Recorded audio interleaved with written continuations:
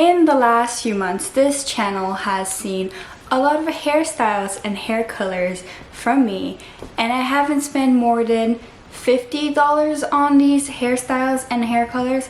Why? Because I do it all from home. How? With some blind courage, as in tequila. Hello guys, welcome to Sandra's show.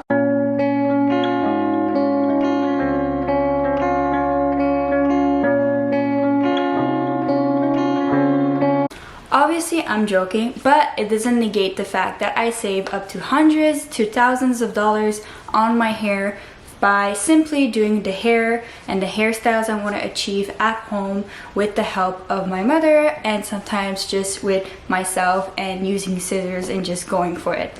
So, of course, it does take some sacrifice on your end, especially when you mess up a hair color and you have to wait a week or two until your hair processes before, you know, adding in another color.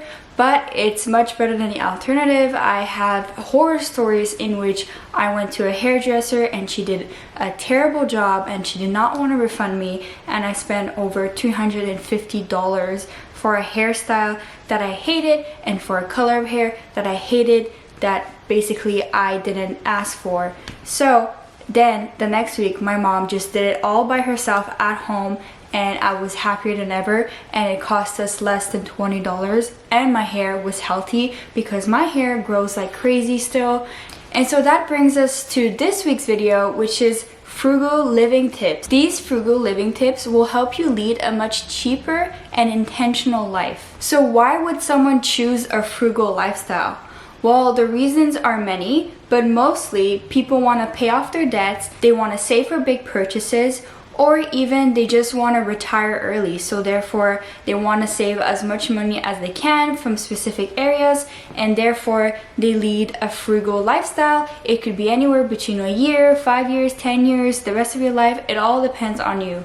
I would also like to preface and say that what you decide to be frugal on depends wholly on you and on your interests, on the way you live your life, and on the way you want to lead your life and what matters more to you. Does money matter more to you? Does time matter more to you? Does objects and tools and whatever it is, do those things matter more to you? You need to reflect with yourself and see what matters more.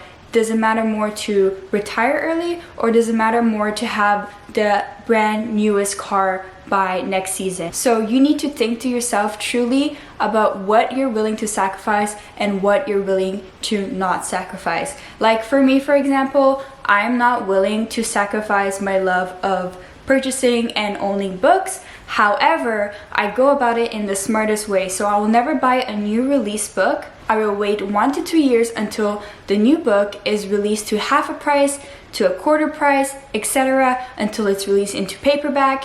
And that's how I get to still enjoy reading and collecting my books. Another few things that I want to mention about frugal living is that it's a creative way to save your money, and therefore it can be really rewarding to do so. It's not the same as being cheap, because being cheap is a different ball game on its own. It's about spending intentionally and saving intentionally. It's basically the practice of living below your means. And honestly, if most people were to live frugally, I believe they would be much happier, they would have much more money, much more time, and we would help save the environment in the process. But that's a video for another day. Let's jump right into these frugal living tips. So the first frugal living tip everyone needs to learn is to how to negotiate. So negotiating skills will help you all the time, especially with high ticket products.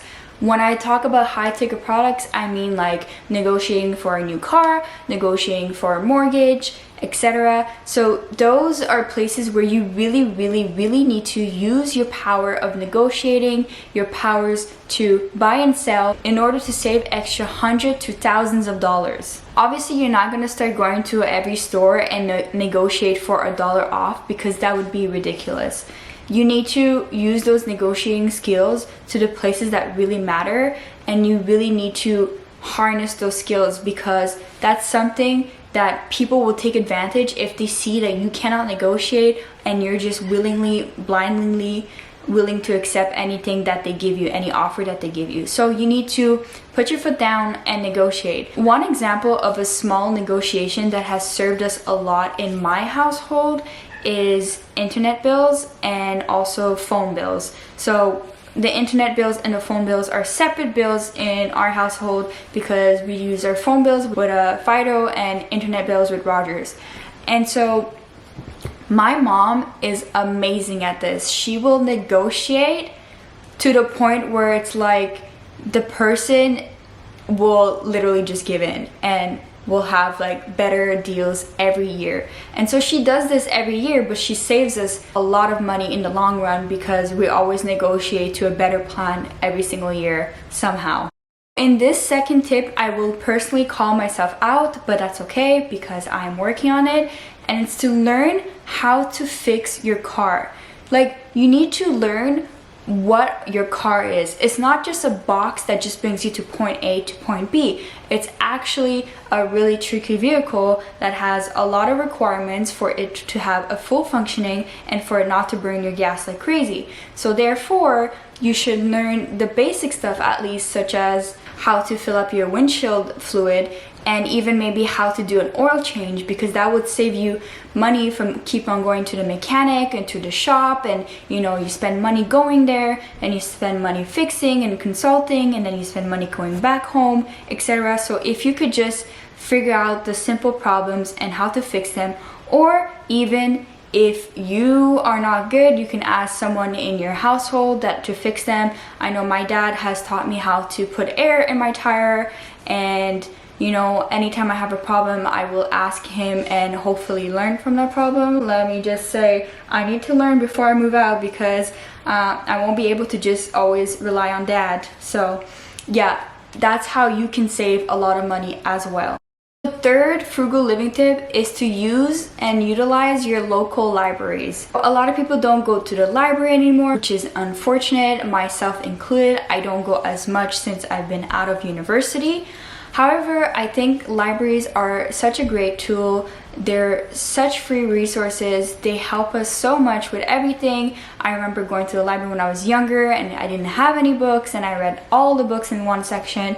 And so I think that it is time to bring back libraries in everyone's life, because honestly, you get more fulfillment and more knowledge out of a book than binge watching a Netflix series. I'm not saying that it's harmful to binge watch a Netflix series. I obviously binge watch all the Netflix series. Shout out to my boyfriend because he's the one that gave me access to the Netflix, which I should revoke my own access to it because I have a lot of books to read. So local libraries nowadays, they offer more than just books. They offer resources. You can literally listen to audiobooks now through your local library, therefore saving you money, because audiobooks can be quite pricey. Audiobooks subscription can be quite pricey. Last time I remember, you can also rent out TV shows and movies and many other things that you should go and check out at your local library. The fourth frugal living tip is to have a simple clothing style.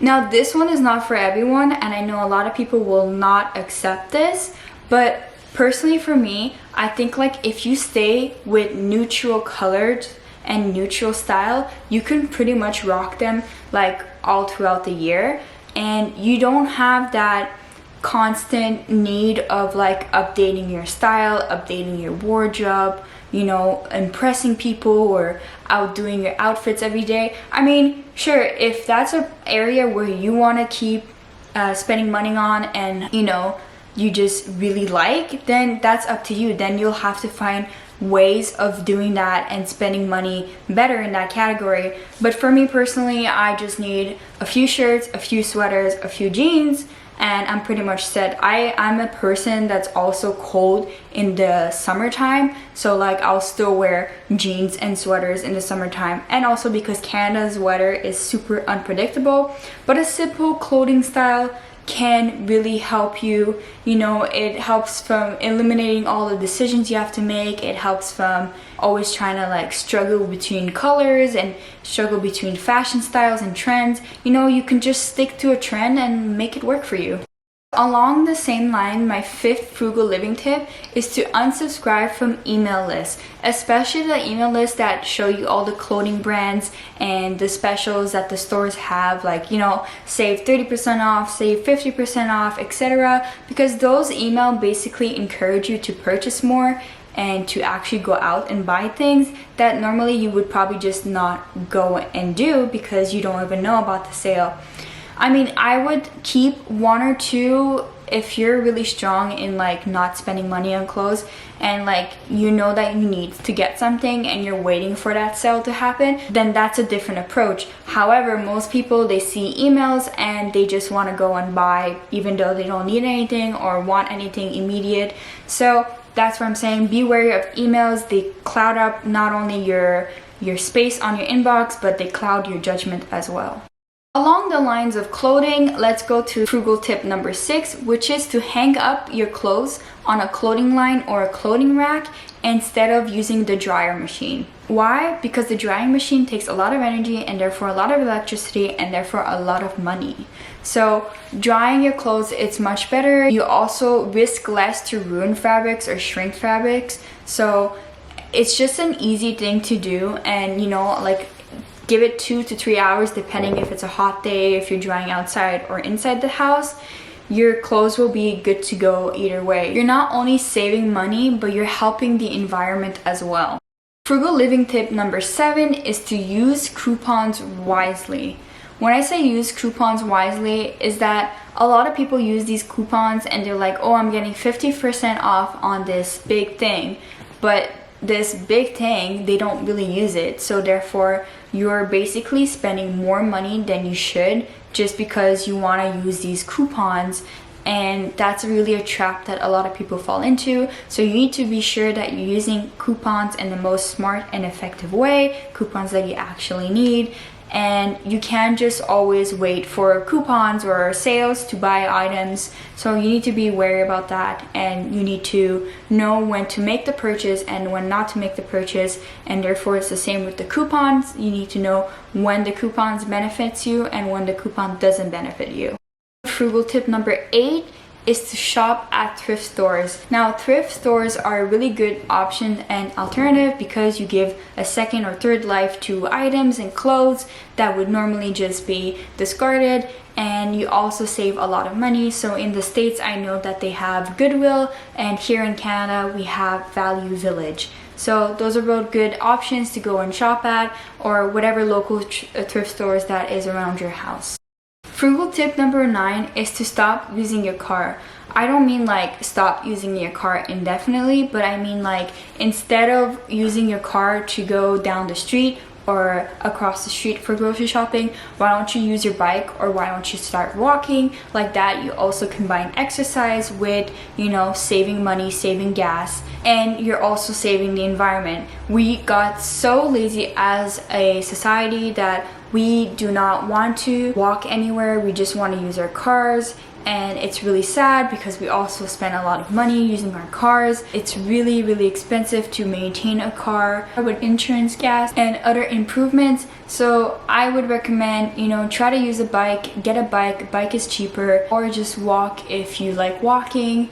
And public transport is also an option, but if you can walk or bike, I would try to do that first.